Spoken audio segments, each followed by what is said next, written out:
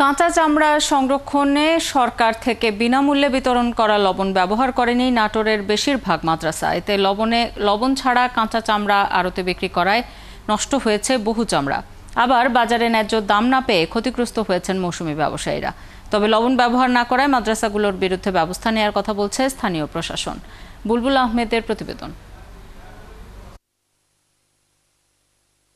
নাটোর জেলা প্রশাসন থেকে এবছর জেলার ১৭৮টি মাদ্রাসায় বিনামূল্যে বিতরণ করা হয়েছে ২৪০ টন লবণ। তবে অভিযোগ উঠেছে বেশিরভাগ মাদ্রাসা এই লবণ ব্যবহার না করেই কাঁচা চামড়া কম দামে বিক্রি করে দিয়েছেন। এতে বাজারে ন্যায্য দাম না পেয়ে ক্ষতিগ্রস্ত হয়েছেন মৌসুমি ব্যবসায়ীরা। আবার দ্রুত লবণ ব্যবহার না করায় পচে নষ্ট হয়েছে বহু চামড়া।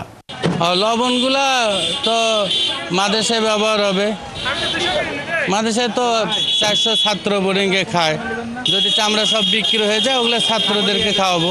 যারা চামড়াতে কাজ করে, এই চামড়া নিয়ে কাজ করে, তাদেরকে নিয়ে এসেছিলাম। তারা বলতেছে হুজুর এই লবণ আমাদেরকে ফ্রি দিলেও আমরা নিব না, মানে এই লবণটা খুবই নিম্নমানের, আর এই লবণগুলা দিলে নাকি চামড়ায় মাঝে মাঝে ভোকলা হয়ে যেতে পারে, ভালো কোয়ালিটির লবণ না। এদিকে মাদ্রাসাগুলোর কর্তৃপক্ষ বলছে চামড়ায় লবণ ব্যবহারের পদ্ধতি তারা জানেন না, দেওয়া হয়নি কোনো প্রশিক্ষণ, তাই লবণ ছাড়াই চামড়া বিক্রি করেছেন তারা। প্রশিক্ষণ দেয়নি আমাদেরকে, বলতেছে যে চামড়ার মধ্যে আপনার লবণ দিয়ে দিন, এবং ছাত্ররা লবণ দিতে পারে না বা এদেরকে কোনো সময় প্রশিক্ষণ দেওয়া হয় নাই। এই জন্যই মূলত আমরা আড়তে এই চামড়াগুলো আমরা সংরক্ষণ করছি। লবণ আমাদের ঘরে দেওয়া হয় নাই, আমার মাদ্রাসা লিস্টে তারা ফোনও করে নাই বা লিস্টে তো উঠায় নাই, আমাকে কোনো লবণ দেয় নাই।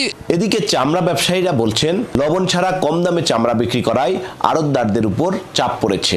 এছাড়া চামড়া দেরিতে আড়তে নিয়ে আসায় নষ্ট হয়েছে দেশের মূল্যবান সম্পদ। একটা মাদ্রাসা হুজুরেরা এক পিস লবণের মাল দিয়ে আনেনি, এরা কাঁচা মাল রসমালি আসছে, লবণ প্রক্রিয়া কোনো জাতকরণ করেনি।